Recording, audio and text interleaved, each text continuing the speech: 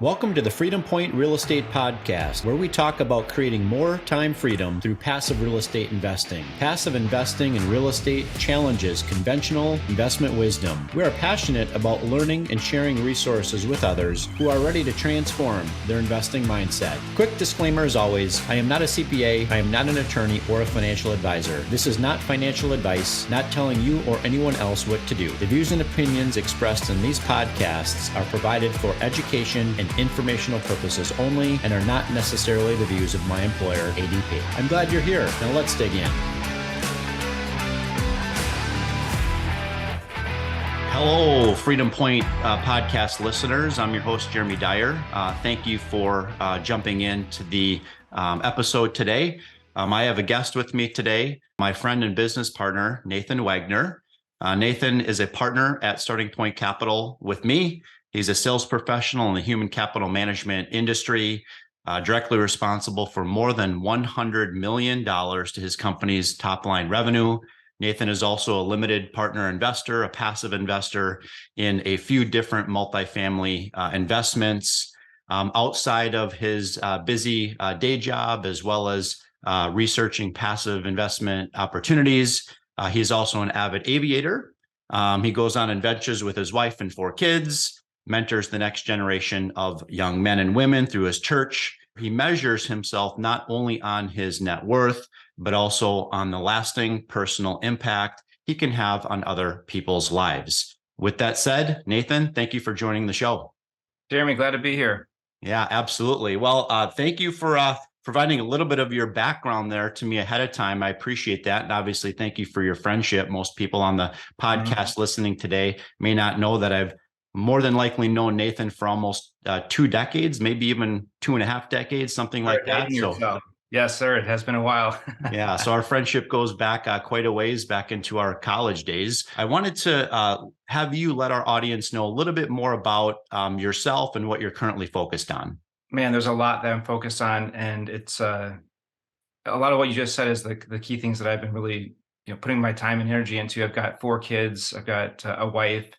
I really want to make sure that I take care of my kids well and my wife well, and my family is probably my number one priority. And a lot of folks will, have that same goal. For me, I just had my daughter graduate high school, and that was a huge moment for us. I mean, just looking back from the past, like you said, Jeremy, we've known each other 20 years. You knew me before we even had children. And now my daughter's graduated. To see that time pass by, to say, man, I just really want to spend more time focused on, my family. And so I've done that. But outside of that, I do love aviation, and I've been flying for the same amount of time, about 20 years. I recently picked up an aircraft called a gyroplane, which I don't know if many of the folks here listening will know what that is, but it's a kind of a blend between a helicopter and an airplane. It's awesome. It's tons of fun, and just kind of showing people how safe it is and those things. But beyond that, getting into real estate and my day job too. I'm still full-time in my day job, and I put 40 hours a week there as well. So it's what am I focused on? I don't know. Trying to be focused is what I'm focused on. Yeah, amen to that. I think a lot of us listening to the podcast here, including myself, can say that it's sometimes a challenge to know what are the right things to be focused on, right? That's obviously being intentional, with the things that make a lasting impact. There's certainly a lot of things in the world today that we can focus our time, effort, and energy on that aren't really productive, right? So to speak. So are you a pilot? Are you a licensed pilot, and you can actually fly these gyro planes? Is it safe? I mean, I'm just kind of, I don't mind flying, but at the same token, like it, sometimes it scares me a little bit depending upon who the pilot is. And I think that's just basically a trust-based thing with me. I've got to really trust that pilot's ability, to be able to get me from, point A back to point A again, or from point A to point B, right? So you're actually a licensed pilot. Yep. That's been something that became a passion of mine when I was in high school. I had a friend who was just basically a mentor at the time. He said, hey, let me give you a few lessons, try it out. He was becoming a CFI, certified flight instructor. And he said, let me try instructing on you. So I didn't know any better. So I said, sure, let's try it. But I trusted him. You're right. It was a trust thing at that point. And so we went up for flying for a few times and got hooked. And then, did not have the cash to invest in it when I was, young. And so it's not an inexpensive hobby, shall we say. And so when I had my, kids got a little older, I had a little more extra margin within my budget. I was able to pick up, you know, aircraft. And then recently this gyroplane, which, yeah, it sounds interesting and unique, but they're actually extremely safe. And I'd love to take you up, Jeremy, if you were willing to trust me. Well, maybe the next time we have our business meeting, people listening probably don't know there's a few hundred miles between the two of us. So maybe for our next business meeting, you can fly That's into right. the We'll do local that. airport here. Yeah. Yeah. Well, that's great. Well, I know that you're also involved in investing into real estate. That's Mhm. something that you've been more than anything kind of laser focused on. Can you maybe kind of let our audience know a little bit about why you made the decision to invest passively into Mhm. real estate versus going and purchasing that single family home, maybe in your Mhm. neighborhood or the neighborhood next door, fixing and flipping it or renting it out. So, what was kind of that decision that you made, which a lot of my listeners also are faced with that Yeah. decision, and that is to invest, on the active side or invest on the passive side? Yeah. So to be honest, I didn't really know about passive, multifamily, in this case, real estate investing in the model that, we approached this at until, a couple of years ago. And so I had spent some time talking to some friends who had done Airbnbs, and they had, picked up an Airbnb, or they picked up a side rental home. And this was to find better, I guess there's some tax advantages that go into that, certainly, but just an opportunity to grow their nest egg for their family as they get older. I'm in my early 40s now. I'm looking at the fact that I'm not in my 20s. I don't have my whole career ahead of me. I'm gonna want to pass on an opportunity to my family to spend more time with them through the ability to sort of save better and find better investment. So it started with a goal of investing in a better way. Um, it's not that I'm not in the stock market. I have mutual funds. I'm going to diversify. I just needed something that was different and was better performing in general and had advantages that didn't push me into that landlord phase. And the reason I say that is I was speaking to a friend of mine, probably a year and a half or two ago, and he shared his information on what he was doing with Airbnbs. And there was, it's appealing, right, to own something like that where maybe you can also go visit it. It's in an exotic place in the U.S., and you can go there with your family, and that sounds exciting. It's exciting on that level until you have to also go take care of it after the hurricane rips through and kind of wipes it out. And now you've got to deal with the insurance, and the insurance doesn't want to pay, and you're down there, scraping mold off and cleaning off drywall. You're doing all that work. Or other folks I've talked to and good friends of mine are actively in the landlord space because, yes, you can make decent money, but you've got to spend your nights and weekends there. And look, I want to make good money and I want to have a good nest egg, and that's important to me for my family's sake, but not at the expense of everything in between, where I miss kids' games, or uh, even spending time with them, talking late at night, having good conversations just around the island. And so I got into passive investing because it was a way to maximize value of my, hard-earned sort of W-2 day job income, but not sacrifice on the altar of that income my family. So that is really the genesis of why I got into it. And yeah, I haven't really looked back since we've done it. I spent a lot of time researching, Jeremy, as you know, reading probably 15 books, podcasts, articles, anything I get my hands on to understand the model, and then, be able to be of most benefit to myself, my family, and those who are on the journey with us. My kind of track record or mindset was very similar to yours. The difference Mhm. is we actually got heavily involved Yeah. in fixing and flipping and renting out, houses a decade ago. And I saw the great opportunity of investing in real estate. The downside, doing it on the active side, was really eating into my evenings and weekends. And Hmm. in order to scale that business, it was going to require a sacrifice of time away from my wife and my children. And so Yeah. at that time, we also decided, like yourself, to continue to invest into real estate, but not do it on the active side where we're, dealing with the quintessential, tenants, termites, toilets, and trash. So yeah, thank you for sharing that. So you're investing now passively into real estate, not doing it on the active side. How do you learn about opportunities? Is there certain criteria that maybe you go through when you evaluate, either the sponsor or the syndication team, the market that the asset's located in? Help my listeners kind of understand a little bit more about, that evaluation process of Mhm. making an investment. So the golden rule within sort of this niche is you've got to understand the sponsor. So I'm going to use that as sort of a basic. And as we say the word sponsor, that's the person who's doing the active role of finding the right property.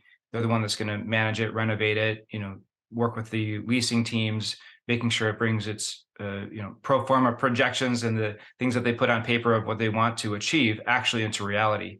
So I think there's sort of somewhere I could go into that whole side of it. I mean, that is the key thing in terms of what you're looking at. And how do you find it? You got to have a group that can deliver on their projections, that they've stress tested this thing ad nauseum to a place where that they're conservatively projecting. And this isn't the case, right? As I've learned across looking at multiple different operators, reading stories, is you just cannot assume that your projections are reality. I think that's the danger in this. And this is sort of my sidebar for even before what I wanted to say, but this is like the most important part is you cannot overlook the ability of that sponsor to actually bring into reality what they're projecting. I can tell you right now, Jeremy, we're friends, and I could say, look, Jeremy, I'm going to go and purchase this, 10 unit apartment complex, and I have a projection of a 20% annual return. In fact, no, I'm going to do 25% annual return.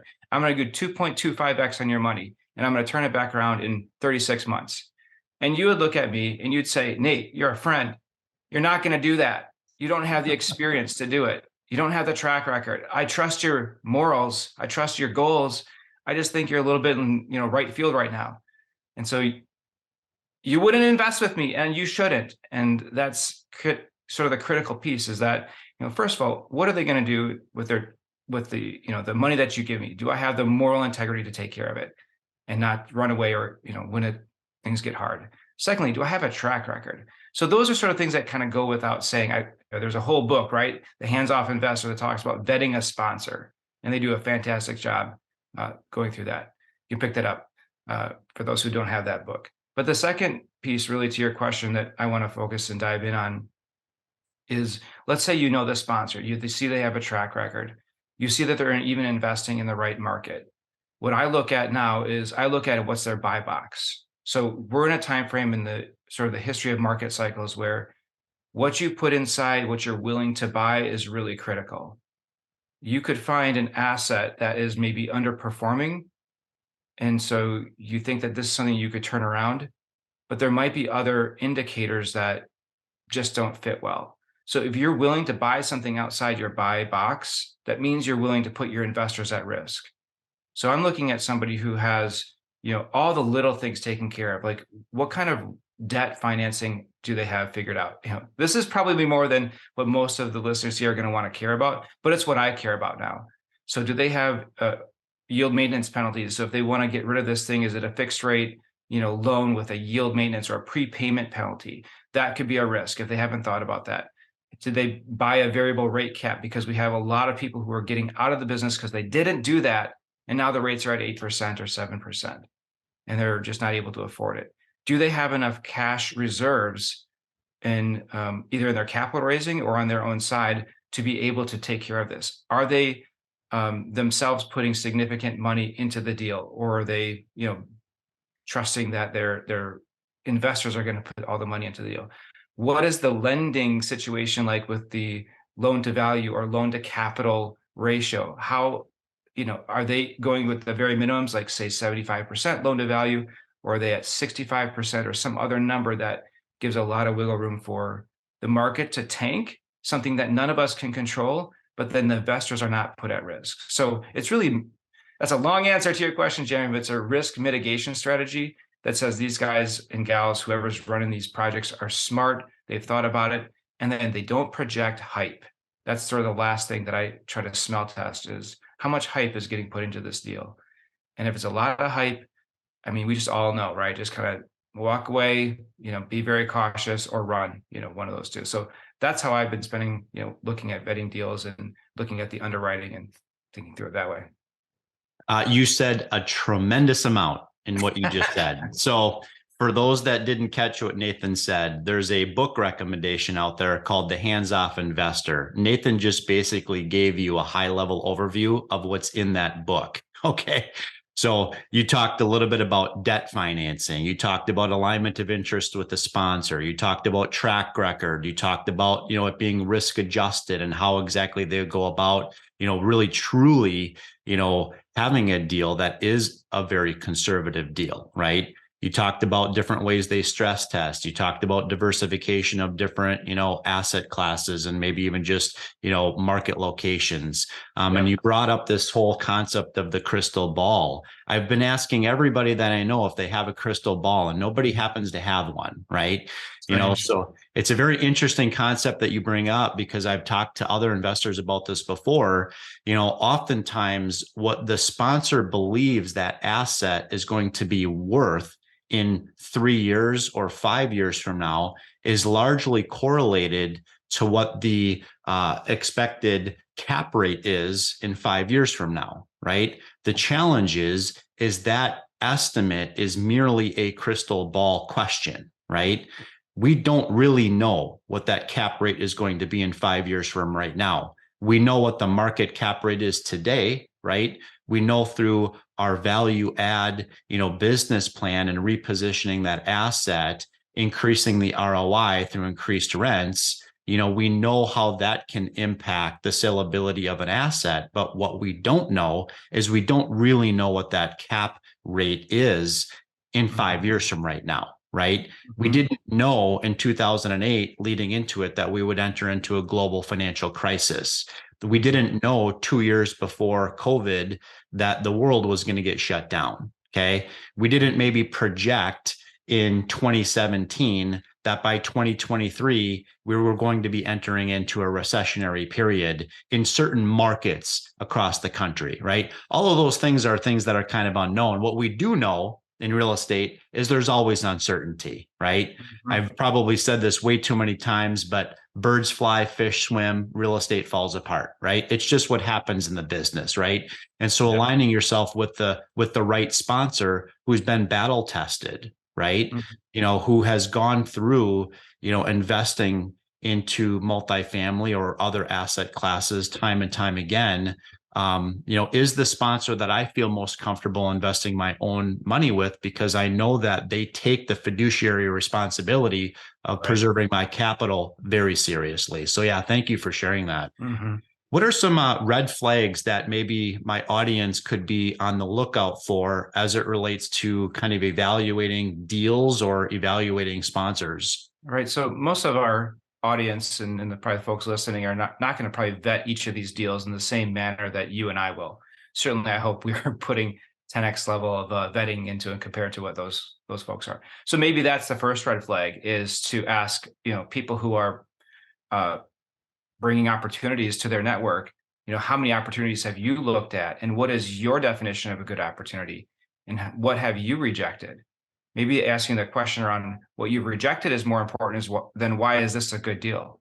I actually had an investor I was talking with yesterday said, why this particular offering that we were considering? And so we went through the conversation.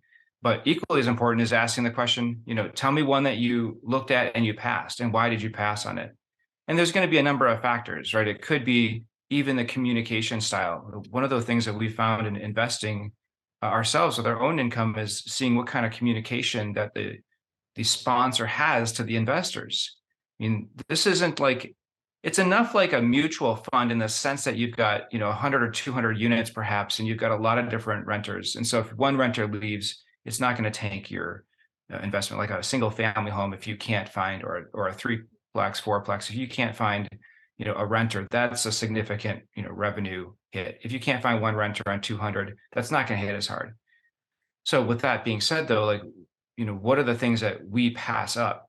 Again, if their communication is not good, or they don't tell you about the problems before you hear about them on the news, or they're not monthly or quarterly or whatever the cadence needs to be, then that's just a red flag for other challenges. I think we know in life we don't have a friend or a colleague who communicates well. It's something that we just shy away from.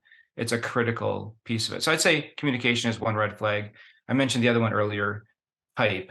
Good deals sell themselves. I mean, there's enough, the simplicity of how these work is, I know we've talked about cap rates and debt financing and yield. We can talk about a lot of really, but it's just simply like, are you overbuying the property? And do you know how to take care of tenants? If you know all those things, you know how to take care of when a faucet breaks, or a dishwasher, breaks. If you know how to take care of those things, you're going to do well. I mean, I'm way oversimplifying it, but if you can take care of a property and you can buy it at a good price and you're morally integrous, like you're not going to, take money that isn't yours, then, it's not overly complicated. So if you have to hype a deal, um, I just think that there's probably something that you're trying to cover. So maybe just look at the level of hype as just one red flag. Yeah. No, that's great. It's interesting that you say that, because I would say that, historically the best investments that I've made in real estate were the ones that filled up really quickly. Yeah. Okay. Yeah. It didn't take the sponsor, the syndication team, many weeks or many months, to fill up those investment commitments, right? And there's a lot to be said about that, obviously. But to your point, it's pretty easy for even somebody that's not necessarily familiar with how to evaluate one real estate investment from the other, to just look at simple things like who's the third party property management company, what's their track record been like, or if they're vertically integrated, how is that structured within their organization? Because at the end of the day, the syndication team or sponsor team that's buying the asset, implementing the business plan, and looking Mhm. to exit out of that investment opportunity, they're not the ones that are interacting in most cases with the residents in that community, right? Who is Mhm. that? That's the property Mhm. management company. And Mhm. if they're not treating the tenants and the residents, with the utmost respect and care, and giving, and really serving, the tenants who are largely the customers, right? That business plan, is more than likely, set to fail. The other side of that I think you kind of alluded to, and that was this idea of what the pro forma rent expectations are, right? Most sponsors will disclose in their deal deck or deal presentation what they expect those future rents to look like after they've implemented their reposition efforts, and are those realistic relative to the competitive properties in that same market, Right. right? That's huge. Yep. I Yeah. couldn't agree more. If you look at in fact, that's one of the things that if we go back to another question you asked is, what do you look at in a deal? Is like, well, what are the actual rents, the market comps? Let me give an example. When we bought our house a few years back, our first house, my wife and I, and we looked at market comparables. This was in 2008, mind you, right before the crash. And my broker, my real estate agent was telling me, yeah, things have, I think, probably settled out. And I think we're at the bottom. And this was when we were at the top. And she didn't know. She didn't have a crystal ball, and she was selling us a, nice place. And she was probably convinced of her findings. But as we started to look at the market comps, we realized that things were actually starting to go south faster than we realized. I was no guru at the time, still not any guru, but I understood enough to say, like, well, this house right here, which is very similar, is 15% less than the asking price of the one that we have. And they were all very similar homes in this place. So understanding those market comps, like if you do it on a single family residence, if you're just buying your house, you wouldn't buy 30% more than the other ones. And so if you're going to buy it, say something that's 20 or 30% less than the other ones, and you've got to make sure that you're targeting the average. This is not a game of trying to beat the average, right? We're not trying to say, hey, let's go from 20% less the average market rate. Let's say the rents are 1,100 and the market rate is 1,400. We're not trying to say, let's get this to a $1,700 per unit, sale or rental rate. We're just trying to get to just underneath that. And so if you look at some of those areas, I think those are really critical to know what the pro forma goals are and are they realistic, and Yeah. how far away is that market comp that they're. Yeah. Absolutely. Yeah. Thank you for sharing that and providing a little bit more color as well. So we both have 4 children. We Okay. do. You have a daughter who's 17. 17. Yep. I have a son. These are our oldest. I have a Mhm. son who's 16, soon to be 17, right? So I want to have you take yourself back to your 18-year-old self. Okay. All right. If you could give your 18-year-old self one piece of investing advice, what would that be? So I'll tell you this. I did this last week with my daughter. I walked through a spreadsheet and I said, look, you have the opportunity of time because you're 17 or 18, and you have the opportunity of being able to be frugal and not overspend in some areas that your friends are spending. So first of all is set aside some cash to save for the future, for a house payment, for something in the future down the road. And we just walked through a very simple spreadsheet. And I think the first and most important thing is maybe not where you're going to invest it, but the fact that you're not going to spend beyond your means. Even as a 17-year-old, she has a job and she can save significant amount of money because she doesn't need to spend it all. But then taking that, and we walk through the different types of opportunities, and we of course walk through multifamily syndications and the opportunity that that affords. And she was blown away, right? As are all of us. If you give a little time and a little opportunity to invest, um, your money in the right kind of asset. She was just like, wow, dad, like this gives me the opportunity to buy maybe the house that I really want. But she would love to have like a little hobby farm somewhere. And that's not going to be cheap, right? To be able to do that and to have her kids grow up. And she wants to be a mom. She wants to be probably a stay-at-home mom at some point. So to have her family's future be sort of brought to her face now and sort of the lights go on like, man, I could get there by saving money, putting it aside, investing it in the right way. And that's what I wish someone would have walked me through. I don't think anybody talked to me about how to do this kind of savings. It was more like, yeah, you should put away money in the bank, or just don't spend it. But that's not investing. That's sort of a scarcity mindset, right? I'm going to hoard it for myself. But investing says, hey, I trust someone else to make good with this money. And then, we all win in the end. I wish Yeah. someone would do that. Yeah, absolutely. Thank you for sharing that with the audience. If you had $1 million in cash, maybe you do sitting under your pillow somewhere over there. Where would you put that $1 million right now? The answer is easy and hard at the same time. It's easy in the sense that I've done enough research and understanding of certain asset classes and sort of multifamily, and I would do probably the vast majority there.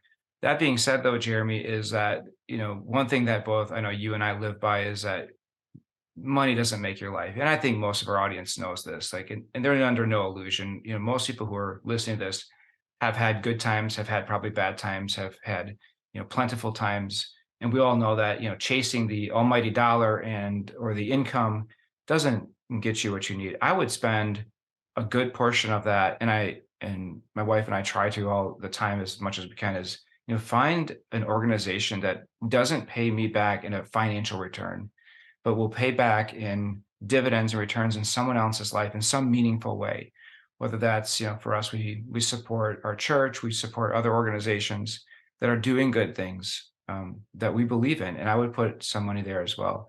So that's maybe not exactly the investment advice, but I think we all invest in things that we care about, and at the end of the day, most of us don't really care about the stockpile of money. What we care about is the stockpile of like life impact. Like, how can I impact life, my life, others' lives in a meaningful way? And that's really what, I want to make sure that my mind is fully focused on is, not just the accumulation of any sort of you know, bank account or nest egg, but really what impact can I have in people's lives? Yeah. Yeah, no, that's great. Thank you for that. I know that we both kind of share that same sentiment for sure. I found that the most amount of joy that is brought to my own life is when I'm, investing in myself, investing into other people, really finding ways to serve, other people as well.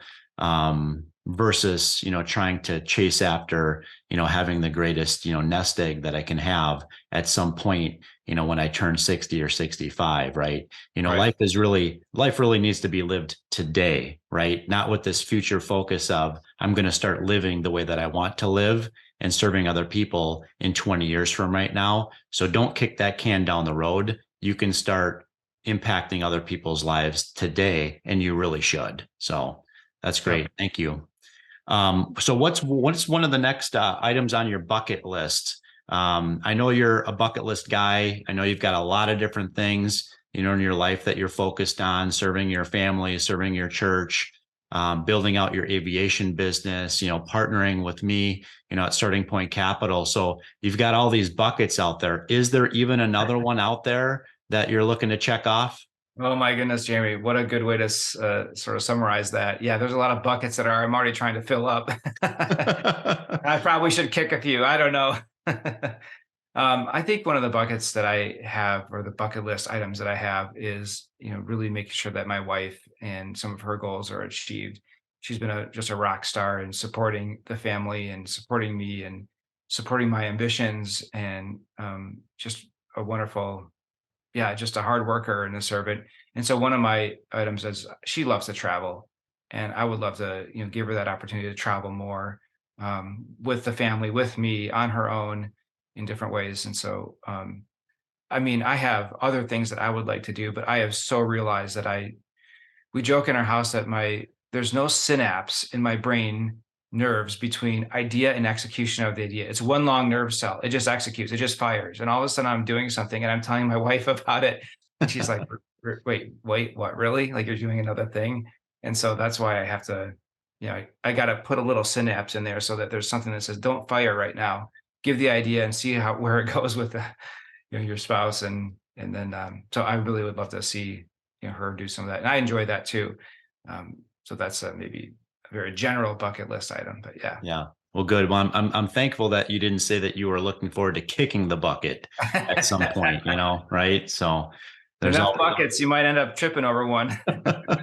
That's right. But yeah, I would say that my mindset, or I'm wired the same way, I would say. And that is, kind of this adage where I just do, and I figure it out as I go. And you've heard the expression beg for forgiveness later kind of a thing. So, sometimes I'll go down a specific rabbit trail or have a bucket that I want to check off. And I get so far towards checking that bucket off that I forget about the fact that there's people around my life that are impacted as a direct result of me wanting to check yet another bucket. Exactly. So, yeah. At some point, we need to transition to how do we help other people, fill their buckets, or check an item off of their bucket list. And that's, as we've talked about, it's so enjoyable and freeing to be able to do that. That's great. Well, thank you for joining me today. This has been an excellent time to get caught up with you. What's one way or a couple of ways that our audience can connect with you to hear more about what you're up to? Yep. We always find me on LinkedIn. I'm on LinkedIn, as well as, just the website, Starting Point Capital. You can find me there as well. And, happy to talk to anybody who has any questions or conversations or encouragements or challenges to some of the things we talked about today. That's great. Well, Nathan, thank you for your time again today. And audience, thank you for listening to the episode, and yet another episode of the Freedom Point podcast. Thank you.